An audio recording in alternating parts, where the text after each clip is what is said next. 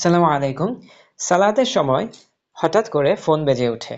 তাতে আমাদের সালাতের খুশু-খুজু নষ্ট হয়, আশেপাশের মানুষ বিব্রত বোধ করেন।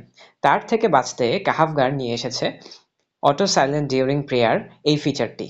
আমরা কাহাফগার্ড অ্যাপে ফিচারগুলোর মধ্যে ৪ নম্বরে এই অপশনটি পেয়ে যাব, প্রেয়ার সাইলেন্স।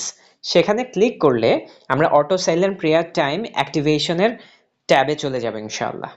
সেখানে গিয়ে আমরা ৫ ওয়াক্ত সালাতের টাইমিং দেখতে পাবো। যে কোনো একটি এনেবল করতে গেলে আমাদেরকে কিছু পারমিশন দিতে বলা হবে। সবার আগে আমরা ব্যাটারি অপটিমাইজেশন এটা এনেবল করে দিব ইনশাআল্লাহ। তারপর নোটিফিকেশন সেটাও আমরা এনেবল করে দিব ইনশাআল্লাহ। এরপর আমরা আমাদের পছন্দ মতো আমাদের সময় নির্ধারণ করে নিব। যেমন এখানে ফজরের ওয়াক্ত ৫টা ২০ থেকে ৬টা ৩৬ ধরে নিচ্ছি।